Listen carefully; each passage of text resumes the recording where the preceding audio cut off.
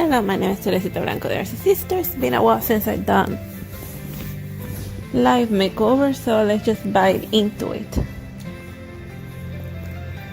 after I finish the sound test.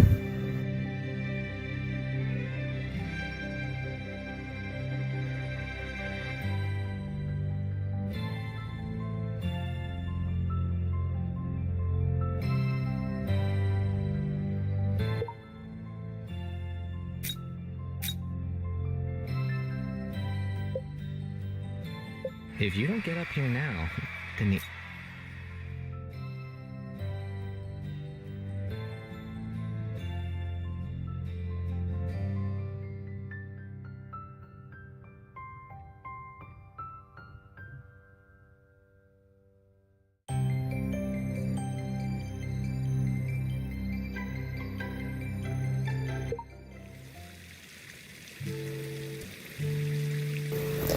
The sun was warm and the skies were clear and such nice pleasant weather. Unfortunately, Rose's face wasn't as bright as the weather was. You're late. Oh, look at this one, his voice. Alright, let me...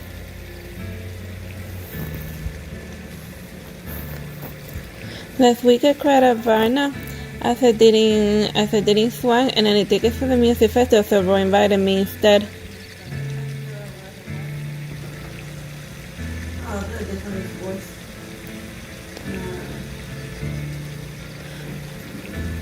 Is it voice? I don't know. It was only when Roy called just now that I had remembered our plans.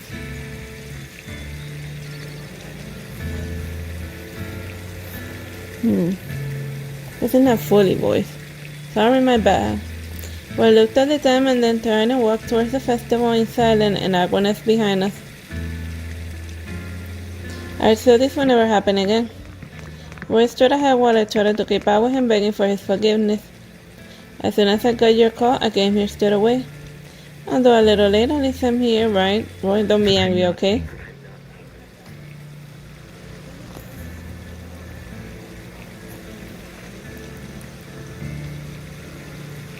I said this will never happen again. Roy stood ahead. Let me just check the sound test again. As soon as I got your call, I came here straight away. Then smiling. Ah, so it is kind of voice. Alright. I'm just modeling my own voice. Roy, who was walking in front, suddenly stopped and I skidded to a halt in order not to bump into him. Roy suddenly took my hand and we continued to lead the way. Shortcut over here. Yes. This time something seemed different as he deliberately matched my pace so I could keep up with him with ease. Speaking of ways, the tickets were so hard to come by. How do you get them? My employee benefits. Don't forget that the Roy is a forensic guy, like police officer. And he probably got the tickets off some dead guy. LOL. Then your company must be very trendy, handing out music festival tickets as a benefit. Wow. Does everyone get one? And you probably bump into one of your colleagues, right? If you keep on asking silly questions, then we're really going to be late. Not on my watch, the tickets are so precious and it would be a shame to miss your opening performance. Then I squeezed Rosie in style and pulled her so we could hurry up. We can totally make it. Roy and I arrived just on time as the music festival had just kicked off, and the dazzling stage came on and the super critical began their enthusiastic and shocking performance. After a few songs, the enthusiasm of the audience peaked, followed by the host walking quickly onto the stage. Did Super Critical give us a wonderful performance? I said one of you would get a free collector's edition album signed by the entire band. Would you want it? However, to get this reward, a small challenge must be completed. The host deliberately stopped for a while, building a suspense among the audience before continuing. That is, to take the stage and play their classic song, Storm, along with the band members themselves.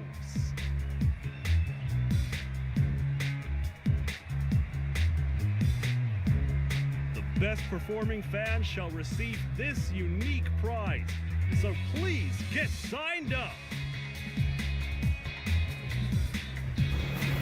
The crowd was certainly very nosy, as there had been many heated discussions among the audience. But after such a long time, there were only 3 people that were willing to perform on stage. They stood together with their band members carefully turning their instrument. I who didn't have the courage to take the stage could only sit in the audience and let out an envious We sigh. want signed albums as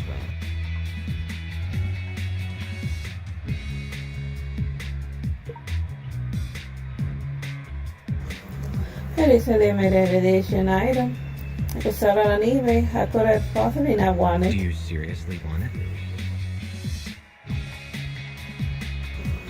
I felt confused as it was quite odd for Roy to ask the same question twice and I still answered regardless. Yeah, I certainly still want it. And that's for sure, but not enough to make a fool of myself.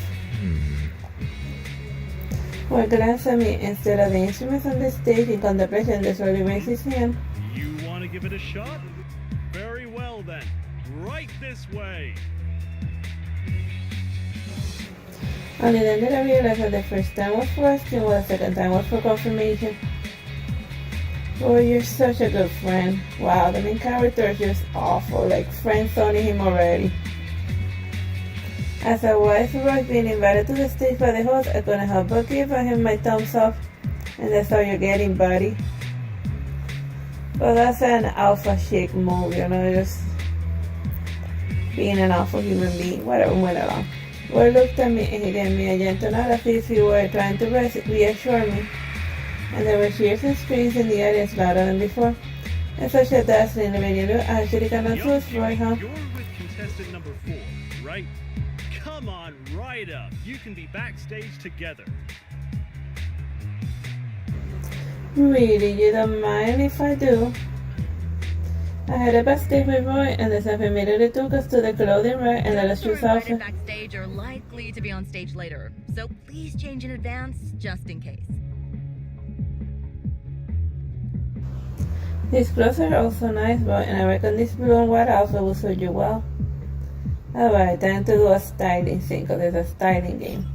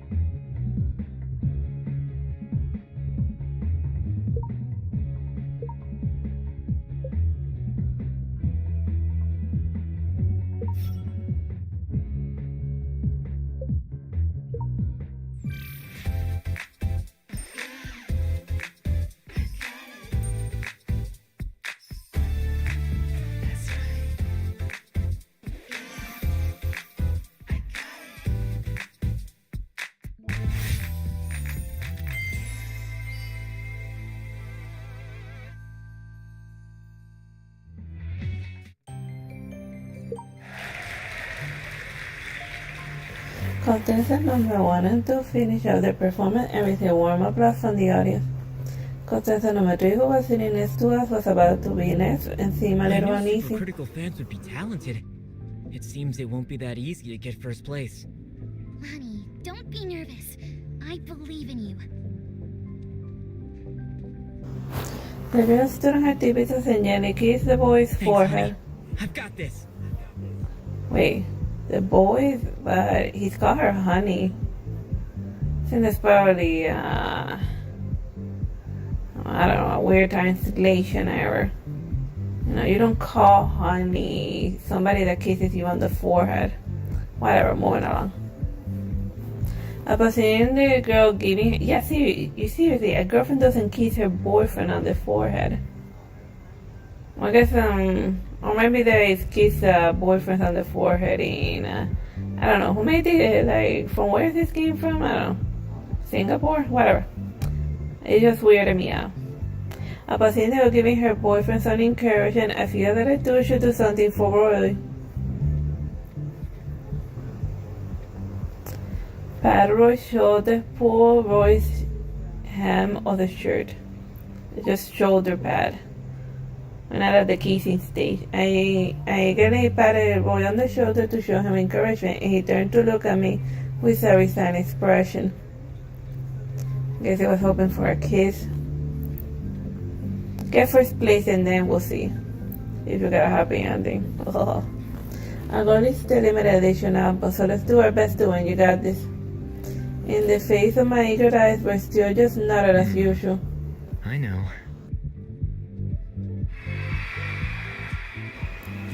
Contestant number 3 just ended his performance, and the other burst into warm applause and cheers again. Not least, we have Mr. Roy to give us his wonderful performance. Let's give him a warm welcome. Roy was led by the staff to the stage, and I returned to the audience. And we're getting farther and farther apart, and I could feel my heart getting more and more nervous. Roy! I looked back, and under the light, he was handsome and tall and shining as a star landing on Earth. And I felt a jolt in my heart and had to stare for a bit longer, and then I mustered enough courage to support him. You can do this, Roy. We made a limited edition album so I can sell it on eBay. We paused for a while and then gently raised his left hand in response. Everyone held their breath as the stage light slowly dimmed, waiting in anticipation for the final performance. And when the lights came back on, a gorgeous smooth keyboard sound instantly turning the entire audience. And under the bright light, Roy was focused and intoxicated with the fluorescent behind him like a sea of stars. He was full of immersion in the music, playing passionately with the band members to a song of a stormy night.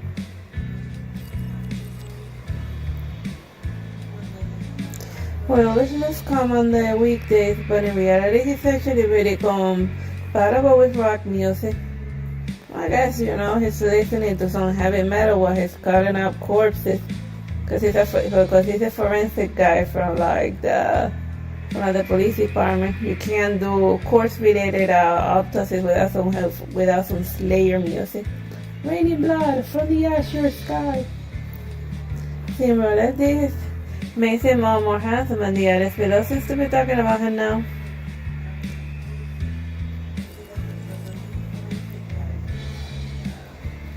The electric keyboard turned out to be cool, and I thought it would be overshadowed by other instruments. It was sounded so good with the band members that it's hard to imagine it's the first time working together. The last note of the keyboard slowly sung, and Roy's performance ended successfully. The praise and warm applause sounded, and the perfect performance between Roy and the band captured the audience. You guys are the best! Number 4 contestant is so handsome. I'm gonna become his fan. I watched Roy from a distance, trying hard to remember this very moment. Sure enough, it wasn't just me, as everyone else couldn't resist with one of both talents and good looks. We seemed to have sensed my stare as he gazed toward me to the large sea of people. And at the moment the surrounding enthusiasm and noise seemed to stand still, and we were separated by the crowd as if we were on opposite ends of the starry sea, staring in from the distance.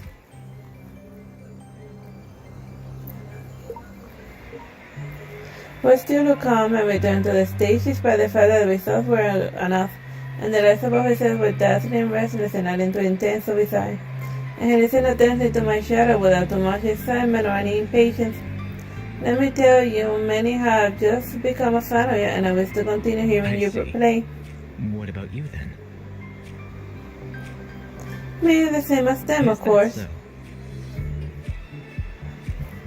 Her stones stayed flat, but I caught a glimpse of a slight redness that inadvertently appeared on his face. You're not shy because you know that there are fans who like you, are I'm you? just not used to getting this much attention. Roy turned around a little unnatural as the voice of the host announced the results from the stage. Congratulations to contestant number 4, Roy, for winning the Best Performance Award tonight. One cheers and applause came from the audience before the host had even finished speaking. Roy was truly deserving of this award after a performance like that. Congratulations, go and get your prize now. Roy was obviously not used to an occasion like this, but still followed the staff back onto the stage. Performance was brilliant. You wouldn't perhaps be a professional. Nope. Then, are you a fan of Supercritical? Who's your favorite member? I came here with a friend. Friend?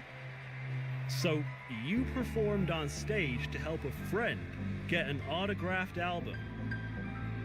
Yeah, she wanted it. If you want the album, then please invite her to the stage and introduce her to the audience.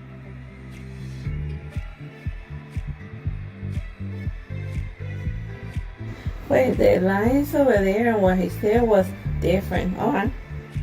If you want the album, then please invite her to the stage and introduce her to the audience. Roy hesitated a while, but still reached out with his hands towards me, while slightly turning his head. I couldn't see his expression clearly as it were too far apart, and I could only hear his If pleasant you voice. get up here now, then the album will be gone.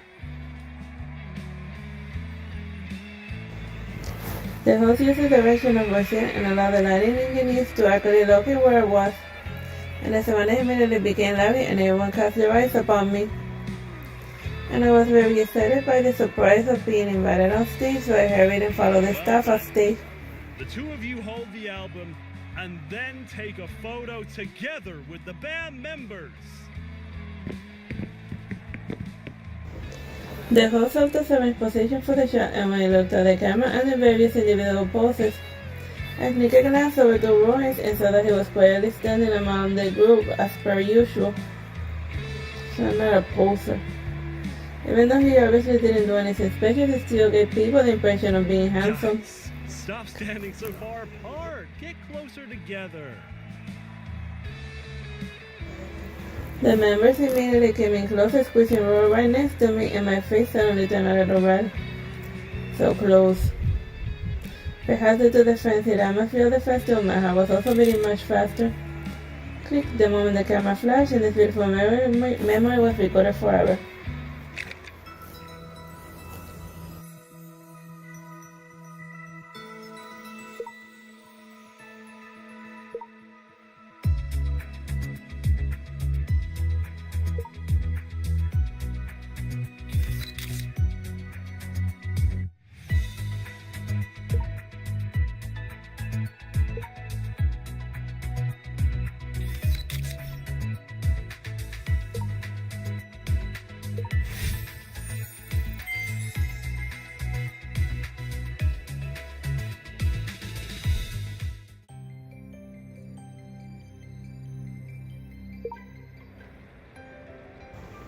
After coming out of the concert, I was in a wonderfully excited mood, and I had the album in my hand as if it were my baby.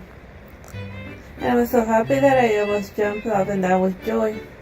I must make so much money on eBay with selling this album. Well, thank you so much, and if it weren't for you, I totally wouldn't have this signed album at all. Well, the main character shouldn't squeeze the signed album so much, any scratch on it will devalue it. Let's listen to it together sometime. It's you! In the midst of living in the crowd, a young and strange man suddenly approached us. I turned to look over, and his expression seemed a little strange. A friend of yours? Sort of. Hey, I just saw your performance on stage. I never would have thought you were this good. I told you the ticket was worth it. If my friend hadn't stood me up, I probably wouldn't have sold it to you. The man waved his hand goodbye, and then it was now where I finally knew what Rose seemed quite strange. The sound that two tickets weren't from the employee's benefit at all, but were bought from others instead. Well, I guess he bought it from like a sketchy reseller.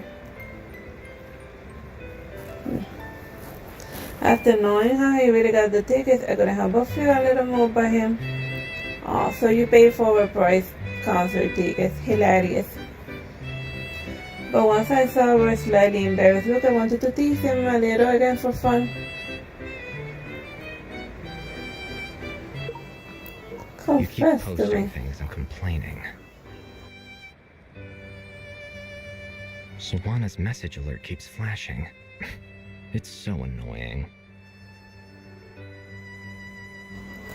Roy's explanation was too far-fetched, and I had to force myself not to laugh. Are you even going on about, you lunatic? He said so, but are you usually so busy with work, so you shouldn't have time to stare at the social media, right?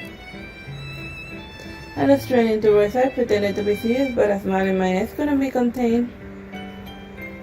He didn't even understood that I wasn't serious, and sighed helplessly, and then continued walking forward. I just interviewed you for the fun, don't be so Stop shy. fooling around and hurry back home.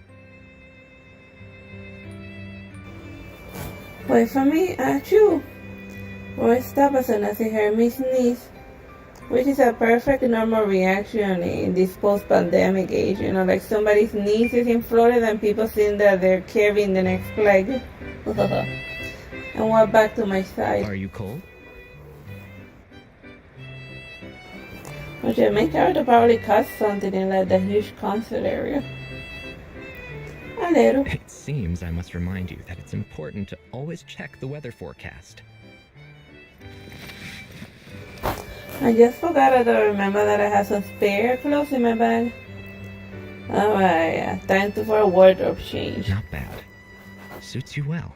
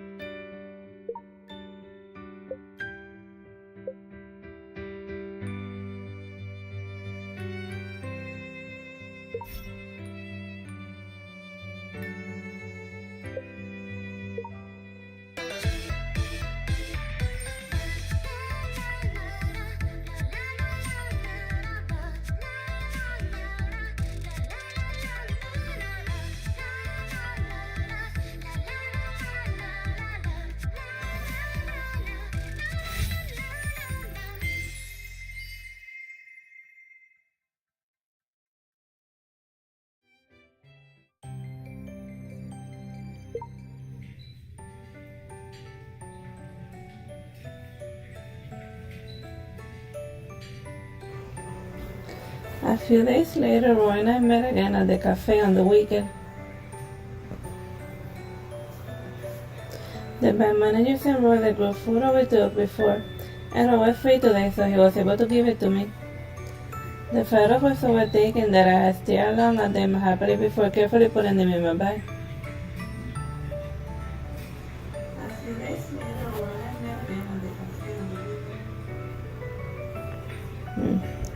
Did I have a weird echo?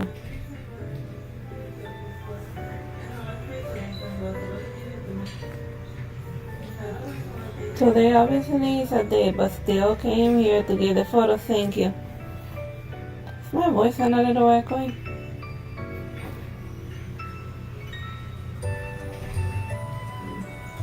Did I have a weird echo? Me, whatever. Today's obviously a day off, but still you came here to give me the photo thank you. I was going to get some errands done, and this was just on the way. That's all.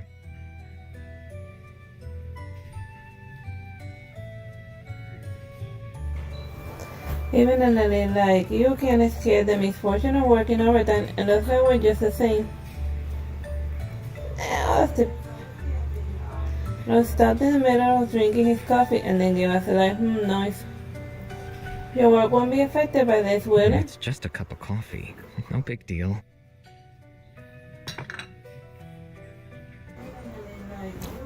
As we're shattering, the chocolate brought over the cake and we had ordered.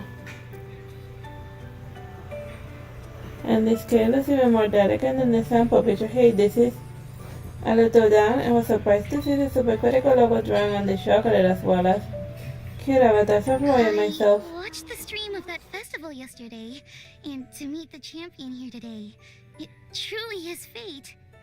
I really like Supercritical, and you guys were all so dazzling, so I drew these. I hope you guys don't mind. Of course, we don't mind. Your drawings are very cute. Please enjoy your meal.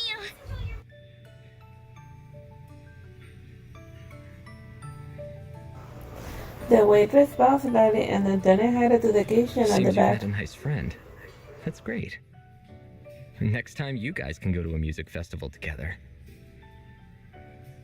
Wow, that is such a psychotic, jealous answer. But I prefer to go with you.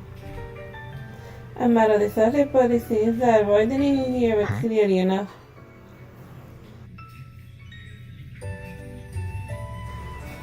I mean, you play very well. Listen, I want to listen to some music and I can just listen to you directly before having me save money on the tickets.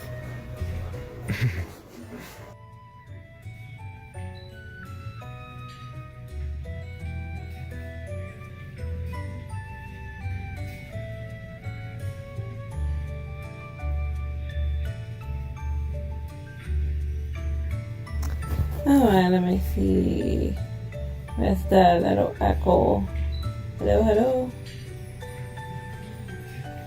Hello, hello. Hello, hello. Hello, my baby. Hello, my darling. Okay. I doesn't seem... Now let's see if my voice is still here. Checking out the echo. Where's that little echo? Okay, it's still not updated yet, bro.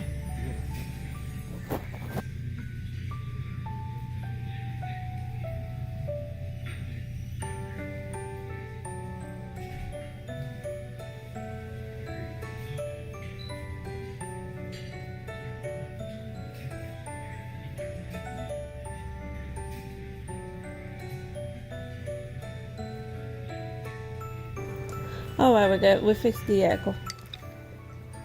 Roy didn't answer and he just picked up a fork and scooped out the part of the cake with my head on it and ate it. If you don't think so, then just say so and don't take it out on the cake. I never said I disagree.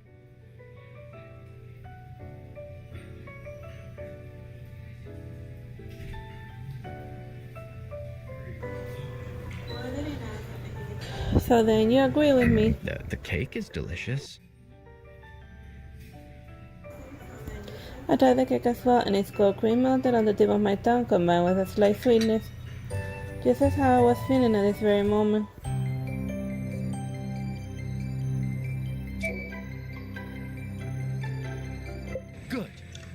gives you a chance to strike back. Right now!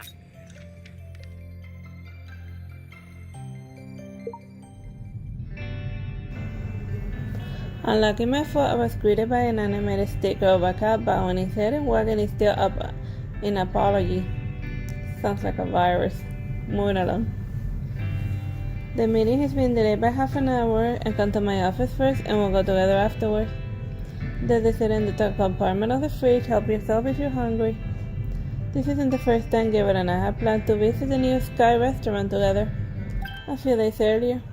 Flat tire, no taxi yet. I'll take 2 hours to fix before I can head over. Just call the restaurant and the mechanization and deliver takeout of these ones. If you ask me, it feels like maybe Roy's sabotaging Gerald. Cause, it would be very, Casa had all sorts of denials and stuff, throwing tags and stuff, or slashing tires so that the millionaire guy doesn't pick up his girlfriend. But that's like Makeover in a nutshell. Like in the game, she has three days that she, or was it 4 that she strings along, forever friend zoning them. Order dishes based on your taste and they'll arrive at your office in 40 minutes. The food matches is going on reviews and one of the dishes surpasses my expectation. But the real joy is trying a new restaurant lies in sharing the experience with someone. Yeah. So Gabriel and I scheduled a second visit for today and I shared the phone for the first time and another half hour has slipped by and the promised 30-minute delay. Classic Gabriel, never late unless it's catastrophically late. Running on my hollow stomach, I vowed to empty Gabriel's dessert stash. He owed me this for making me wait. And rounding the corner, spot employees hot on a nice conversation. A demon legend, not another lame marketing gimmick. One employee sips his coffee, lowering his voice and smirks. I swear it's real, the original poster has just updated the photo. I tried on the thread and someone claimed to have seen a demon identical to themselves. Like a demonic doppelganger. The image appeared to be taken in panic and heavily blurred with elongated motion trails, just like all of the Bigfoot photos. Judging by the color, the silhouette it clearly doesn't resemble any earthly creature, and a worker sees his coffee eagerly and recounted the Bible urban legend surrounding the spirit Eve. It marks the transition from summer to winter when the boundary between life and death grows more tenuous. Like a lingering spirit demons bearing unresolved grudges return to the mortal realm around this time. I guess it means like malevolent spirits, cause in Asian countries yokai or the lines between demons and malevolent spirits are not separate entities. They kind of merge together, but it varies from region to region. Who knows? There might be a demon-possessed humans hidden among us right now. With his lower voice and dramatic flair, some call it grotesque, casting worried glances around. Well, in the Catholic terms, every human has a little angel and a little demon on their shoulders, so yeah. If there's a Catholic nearby, he obviously has both the angel and the demon. The story bursts into laughter, drawing eye rolls from the momentarily spooked by the ghost story. Solane has President Gabriel cancelled 3 meetings this week. Is he possessed? Gabriel famously scheduling his days to the meeting has become the punchline due to his recent irregularities. Comments like the sun rising from the west and a stone tree blooming flew around the group. Just as I leaned in, someone called sharply and colleagues freeze and staring at me in space behind, and the shadow dies instantly as everyone scatters like startled birds. Turning slowly, I find Gabriel standing there, and he concluded his meeting earlier than scheduled. Soft piano melodies lingered in the air as the nocturnal cityscape spills through the floor to the city windows. This was not voice. Sweet tea milk pudding for dessert. Gabriel's voice pulls my attention back to the menu before us, and his current selection, so deliberately a voice repeating the takeout items he previously ordered from me. Can incorporate my preference like solving a personalized algorithm problem from the existing menu options. I'm not vigorously in a problem than thinking of something else. I call back to the departing server. A crispy ribbon fish, please. This duplicate order seems to puzzle Gerald. His eyebrow arched slightly and silently questioned, "Are we trying new dishes today? And I ordered this for you before." "Last time's champion dish specifically recommended for President Gerald." "President Gerald?" I emphasized my nod. "The uninspired President Gerald who terrifies everyone on sight." My teasing words hang in the air as I grin at him, but he continues refilling my tea with some heavy movements. Though not exactly approachable, I consider myself reasonably amiable as an employer. That's what every blue-blooded billionaire thinks, that they're approachable. Yeah, right. Moving along. The moment you say amiable, you forfeit that very quality, President Gerald. Would you describe yourself as amiable when you're with me? I lock eyes with him and offer the counter blow, and his gaze falters momentarily before he covers with an easy shrug. "My apologies," I accept the criticism. Not any satisfaction, I press further. "Excellent. Recognizing and correcting mistakes is a great virtue. And so it's like giving me expensive dinners and stuff." "So, President Guerra, how do you plan to improve?" Seeing through my transparent agenda, he chuckles resignedly. "So you have any suggestions ready?" I clear my throat and mimic the dramatic tone I heard during the storytelling session in the pantry. Spirity, when the boundary between life and death blurs in a carnival shared by mortals and wandering souls. To confuse the spirits and veil human presence, people don demonic disguises and hold reveries. Many in your company will attend. Wouldn't this be a rare chance to mingle with your team? His probing gaze lingers on my face, and for a breath too long before Geralt finally replies, "My presence at such a party will become a real ghost story for the staff." "Excuse me, you're clinging to your aloof persona." Geralt meets my eyes without confirming or denying the accusation. But they aren't entirely wrong. The ever meticulous president has been disrupting schedules lately. Is he actually possessed? The yes unexpectedly pierces a tender spot in Geralt's heart. A flicker of unease crosses his features before vanishing like mist. "Since when the ghost stories does intrigue you?" "And you possess, crazy girl." Straightening my posture, I hold his gaze. "What is not ghost stories that interest me, it's you." And for the briefest moment, the unflappable Geralt falters with a barely dear nod, and the rigid tilt of his chin as he looks away, and when he speaks again, the conversation veers elsewhere. Since when does Geralt, a man allergic to evasion, dodge questions so artlessly, most irregular? Or maybe he's a deep-fake body double. I mean, it ain't the first time in Life Makeover that there's been a robot Geralt stomping about. Maybe since he's so busy, he probably sent a robot to keep me entertained. Cause like Life Makeover takes place in like the far, far distant future. With narrowed eyes, I skeptically scrutinize Geralt as his server appears to arrive with our appetizers. He debones a crisp bellfish and places it before me, and just then a plane streaks across the night sky. His wind-turned lights flicker like they're receding into the distant lights of suspicious UFO disguising itself. Okay, so now they're aliens, okay?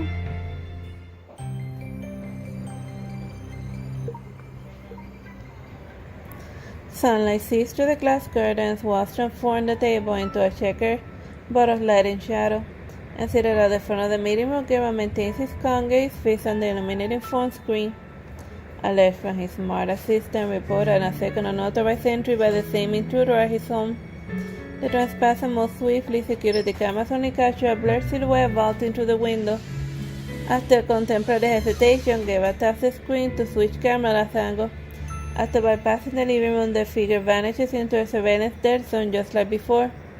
They put more cameras. You can afford it, you cheap bastard. The footage stabilizes as the documented mirror system glitches.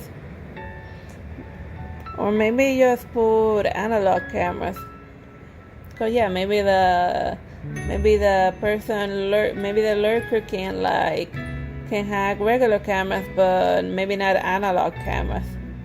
Those still exist, So yeah, it's something to consider for home security.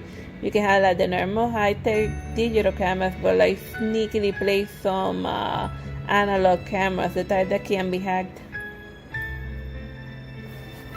Gilbert initially dismissed the first incident as a technical error, but subsequently anomalies tampered files and deliberately punctured tires and forced cancellation dates. Must be the work of an enemy stand. For an anomalous pattern that inevitably circles back to this phantom intruder. So, President Geralt, masking his distracted gaze under the lower lashes, he leaves his eyes with a composed poise and a brief response. Seconds later, his phone screen darkened and the shadow of his eyelashes dissolving into the blackened display. Documents are in the living room, and I remember to myself while swiping the access card of Geralt entrusted me with and entered his residence. Geralt's uncharacteristic face and it has lingered in my mind like a stubborn shadow since the last dinner. There's not much lately, and I decided to launch a secret investigation starring of his employees. Yet I uncovered no useful information asking about, and what again is familiarity with several employees. And when an opportunity arises to retrieve a client-bound document from Geralt, I immediately volunteer. Perhaps I'll find answers there. Slipping off my shoes, I swiftly located the documents on the bookshelf in the filing room. And suddenly, a muffled sound reached from the study near, loud nor soft, yet unmistakable. My pulse roars in my ears as visceral certainty greets me. Whatever I see lies being hidden behind that closed door. Honestly, I have no idea what awaits me. A snarling demon, a corporate rival. Or perhaps something but paper rustling in the draft, a mere misunderstanding. Clutching the fully charged stun baton from my bag, I creep towards the room on tiptoe. Oh, so she has a stun baton. You know, like those things that you used to electrocute cattle or something. Not like a little taser, but like something long, whatever. When I push the door open, the sight freezes me mid-step. The study is now a chaos with papers flying around and doodles nearing the floor. And in the middle of the mess is a boy, face and body covered in doodles. Not as slightly surprised at my presence, he raises his chin and at me proudly and aggressively. Quit daydreaming and close the door now. Such a brazen attitude, it almost makes me feel like the intruder here. You are... Well, he looks a little bit like Geralt. Maybe he's like his little brother or an illegitimate son. Geralt, sí, I'm gonna go with it. You are Geralt's illegitimate son. The chaos in the man looks like a rampage by a naughty child. Noticing a faint resemblance to Geralt and his features are a joke. You're not his son, are you? Are you an idiot? I have nothing to do with a boring adult. Before I press further, the little devil's gaze lands on the files on my hand. You work for him? After a question, I decide to humor the question for the intel. I'm Mr. Geralt's secretary. Unexpectedly, the little devil stands up and scrutinizes me with sudden intrigue. You're suffered enough from working for such a dull adult, haven't you? The greatly seasoned tones clashes adorable with his youthful face, fighting laughter and not emphatically. Absolutely. I'll grant you a chance to strike back. Right now. Wow, such a deep voice for a kid. 30 minutes later. When Geralt rushes up, I'm still dazed and replaying the Soviet scene I just witnessed in my mind. Artsy Sister? Snapping out of my stupor, I point at the screen display the little devil's handiwork. The invested proposal he's defaced with a photo of Geralt and an ice cream cone photoshopped into his head.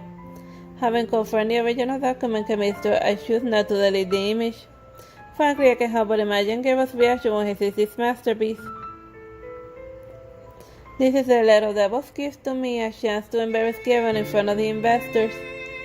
But honestly, compared to that prank, what really stuns me is how the little devil vanished in the swallow's crimson black smoke. Geralt, be honest, have you somehow angered something sinister? With a resigned tone, Geralt unlocks his phone and turns the screen towards me. This photo shows his teenage class portrait. I quickly pinpoint him among the row, but then freeze. The boy in the photo looks exactly like the little devil, except for his missing horns and tiny fangs. What do you mean? I stare at the phone and then gave up before landing on an absurd conclusion. You're saying that little devil is actually you. Though visibly reluctant, he nods. At first I didn't believe it either until I realized no one else could see him. Okay, I guess he's having a psychotic breakdown or something. Whatever.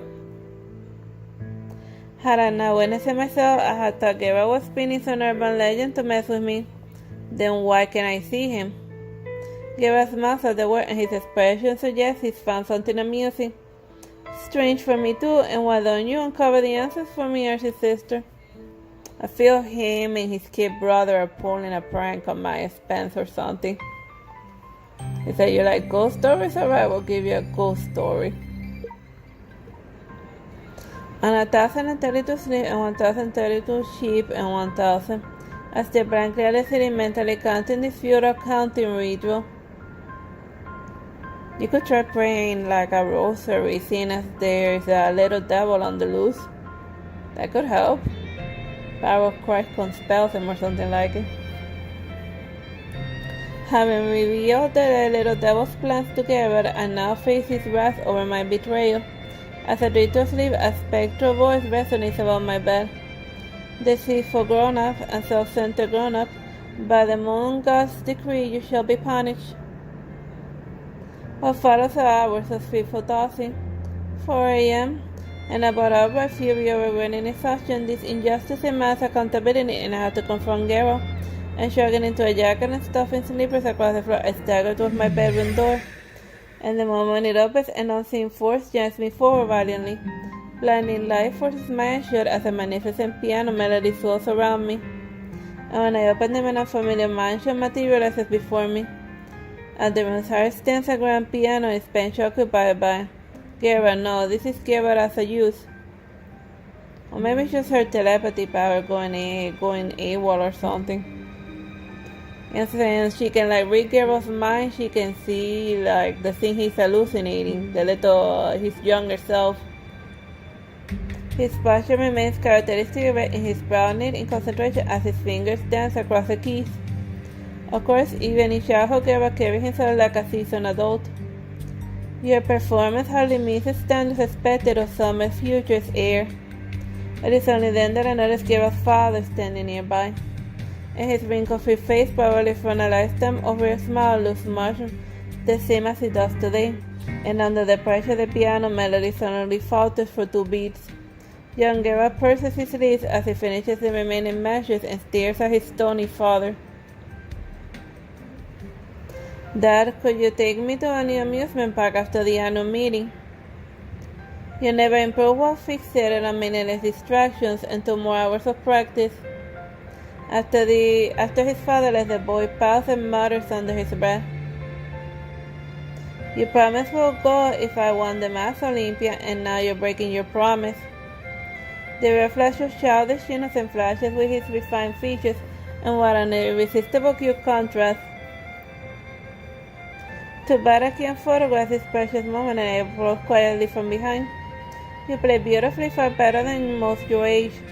Who are you? He stares eyes narrowly, warily, and leaning casually against the piano, I declare with a mock solemnity, an angel dispatched by the moon goddess to spread cheer, and a temporary time traveler. So young President Gera, and do you fancy an amusement park trip? Confidence in the family security measure, he considers me as another one of his father's employees.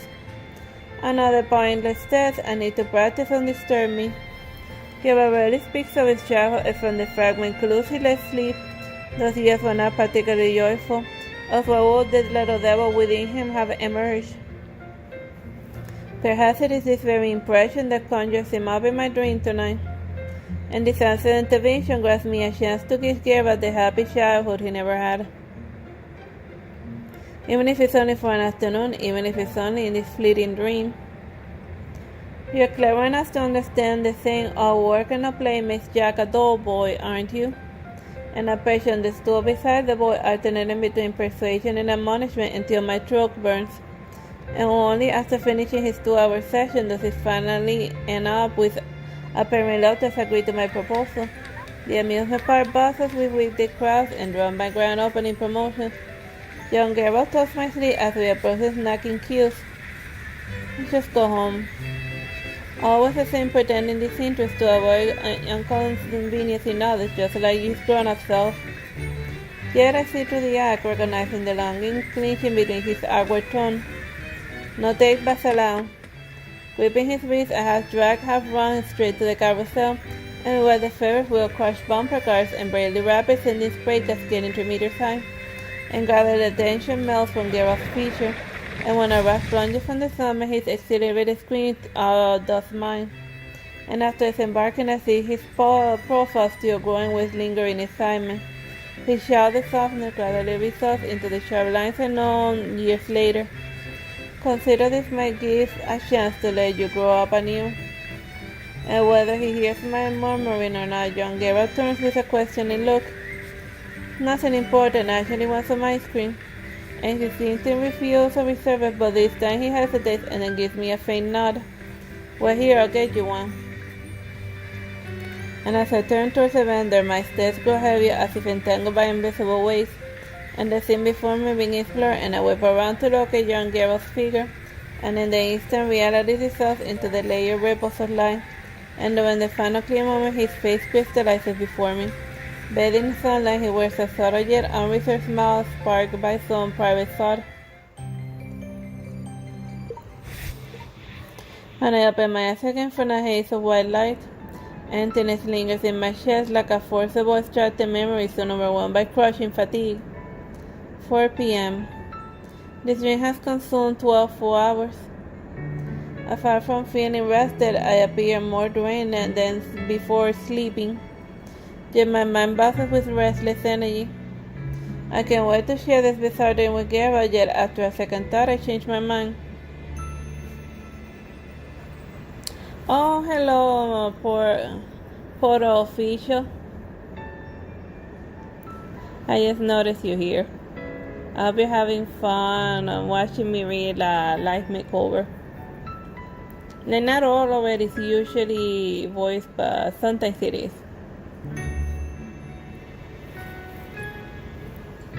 And we Portal official. Hi.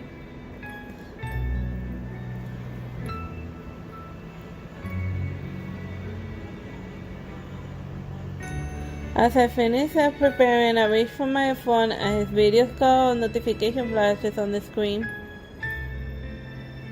Would you like to have dinner together tonight? Did you sleep well last night?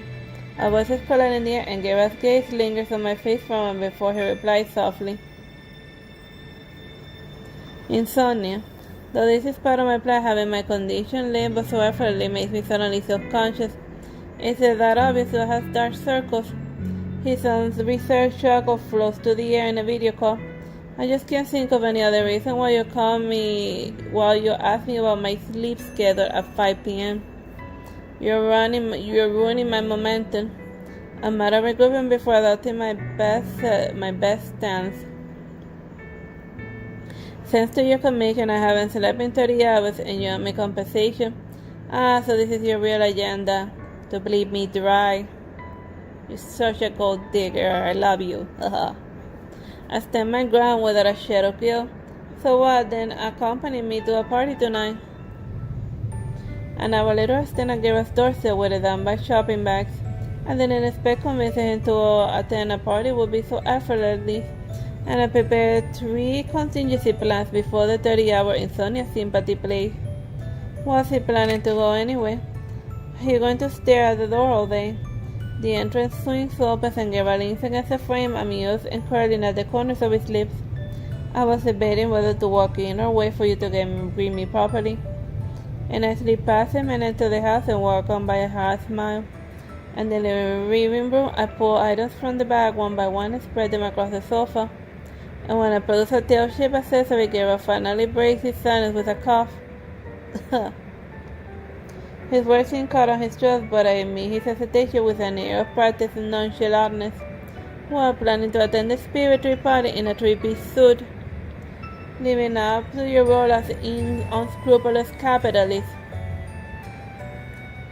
Not entirely impossible. So by wearing the outfit, he's even accepted this ruthless tycoon persona like Crafton, but I'm not about to soften up. He could have just said that he's cosplaying as James Bond. That's an easy cosplay for a dude that doesn't want to look ridiculous. You know, just wear one of the fancy just change the flower for a carnelian, for carnelia or a red flower, and you're good to go. I shoved him into the bedroom, already visualizing his grand entrance in the new costume, and yet after an eternity of waiting, not a single sound escapes the room. Did he escape through the window? Guerra, you're still there. If you don't answer, I'm coming. And my hand barely touches the doorknob when the resistance vanishes and the door swings inward. And the Teresita is prepared for Guerra, impeccable for him. Oh god, this escalated quickly. His ass-covered collarbone adds to the lure and relaxing yet captivating. Taking my moment to collapse with him into the sofa next to the foot of the bed. His embrace is steady, but this hardly controlled breathing betrays his turbulent thoughts.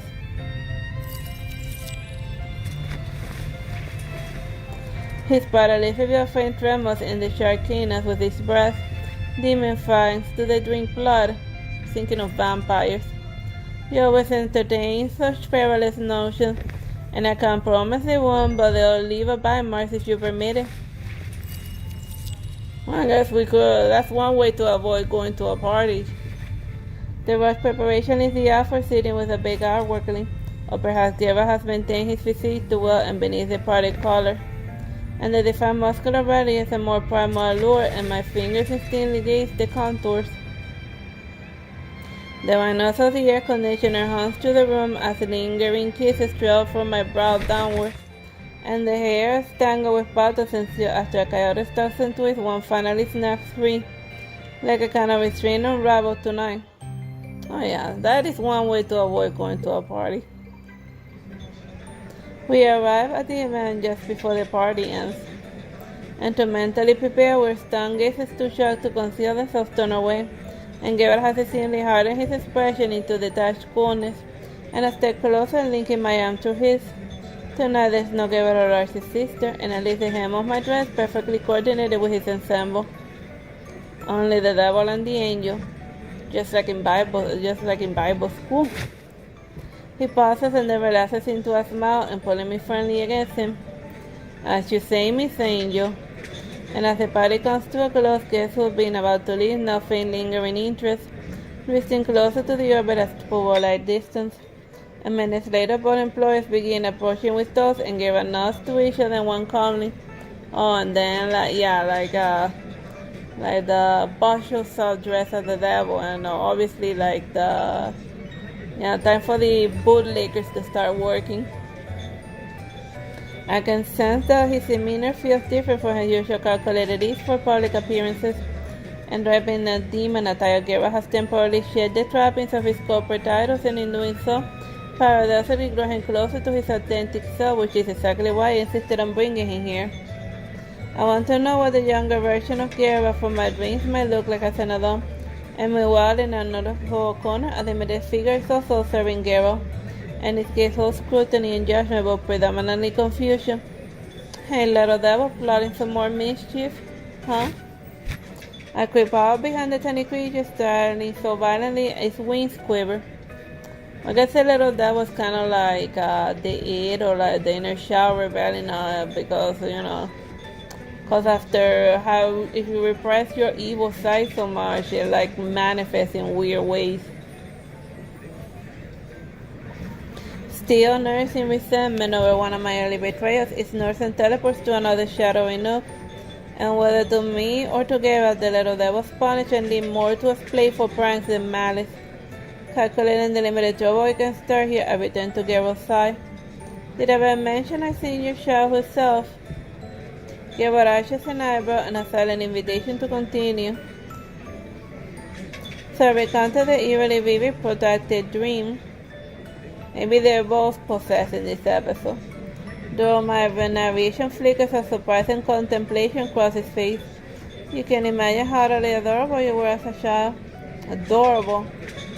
My crazy strict father didn't even have pictures of me until I became someone worthy of his respect. And not emphatically, exceedingly, unspeakably, transcendently adorable. His gaze this briefly before meeting mine again. And I have a similar story through time may have wiped away the details. You might call it a dream. In his story, which feels like the continuation of mine, the girl called herself an angel. And she promised to buy him ice cream but never returned, leaving him to wander home alone as dusk settled in. That's a weird supernatural twist. But then again, in Life Makeover, they established that the telepathy powers of the main character have the side effect that sometimes they can alter people's memories. So maybe the memory that he's suddenly recalling is just the main character just doing some weird mental telepathy. But then again, that's the best way to manipulate a rich socialite, mind control. His face and frantic with worries and that bodyguards yet turned furious when Gerald finally made his way back. And as punishment for his carelessness, his father locked Gerald in the music room. And it was then there for the first time that Gerald had a voice whispering in his ear. A raspy, sharp little devil's voice, somehow both distant and intimately close. Defy and resist. Didn't you have fun today? That's who you really are, a child meant for happiness. Why force yourself to be perfect in the eyes of others? Why not just be yourself? But he didn't listen. Instead, he practiced in the same room in the drawing room over and over until dawn. Since that night, the little devil's voice had often visited Gerald until he grew older. As he fades from my life, I can feel a part of my soul quietly dimming. So that's his inner little rebel, the rebel in him slowly dying. Rebel, rebel, that's on your hand. Rebel, rebel, your head is a mess. Now, after almost forgetting the little devil altogether, he has returned. His voice is calm, and yet beneath that uproar of hysteria, I catch a fleeting glimmer of emotion in his eyes. I want to say something, but the words catch in my throat. Comfort, apology, he seems to need neither. He has always been strong, resolute, and unyielding, and that's how he became the girl standing before me. But after glimpsing the vulnerable boy he once was, I can help but feel hurt for him.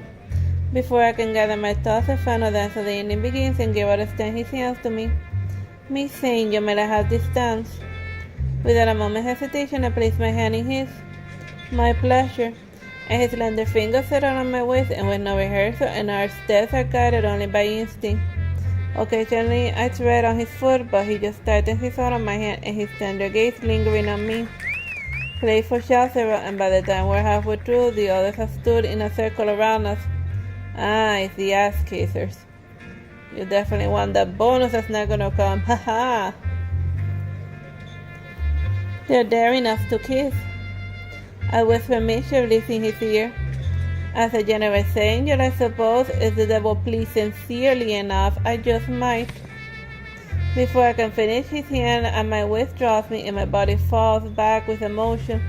And just as I'm about to lose my balance, he catches me, and a cold kiss lands softly on my collarbone. The room bursts into cheers and applause, and the atmosphere electric, as if the real party has just begun. He flushes my cheeks, and I notice a deep blush color in the tips of Gerald's ears as well. Bathed in the golden swirling lights, he looks at me, his eyes filled with nothing but me. Gerald? I softly call his name. Gerald of Rivia. I think I owe you an apology. If it were not my choices that would have brought out the little devil, you might have been even happier. Gerald just smiles and reaching out to gently pinch my ear. I'm happy now. You don't smile like you did when you were a child, and you must have lost some of the happiness along the way. Well, I lost some of the happiness but gained billions and billions of dollars. So the glass is half full. Or half empty. Whatever happiness I may have lost, I have gained so much and more in return.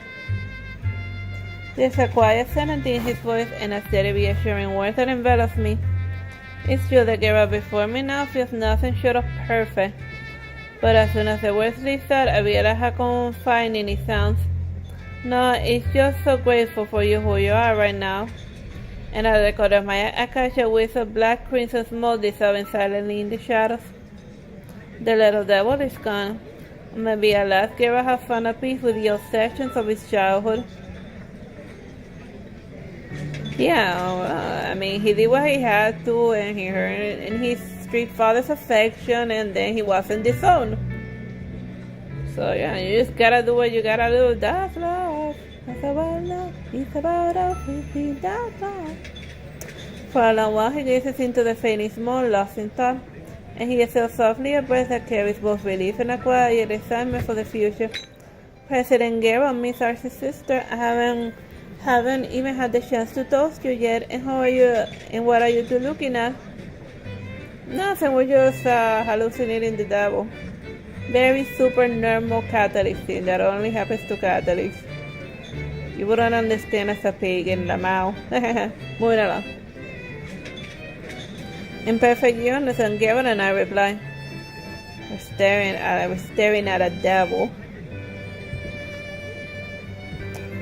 The employee hesitates and then bursts into laughter as if we deliver the punchline of a joke. Dude, run. Oh, President Gera, what a sense of humor. Remember the urban legend about people seeing devils? And it turns out to just be an overtime-induced hallucination. Speaking of which, I'd like to request some time off next week.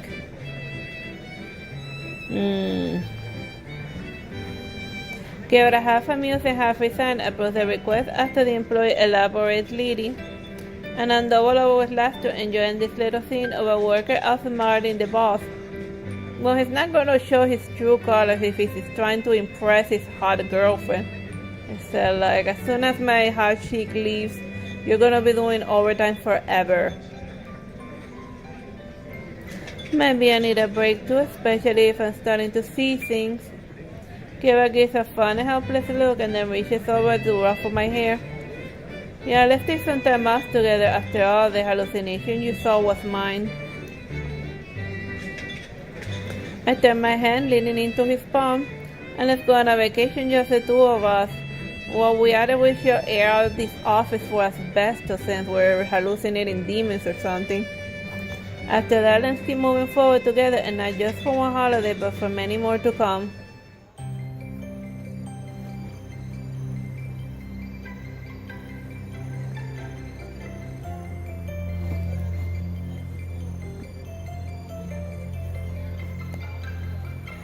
Alright, this is a good place to leave it.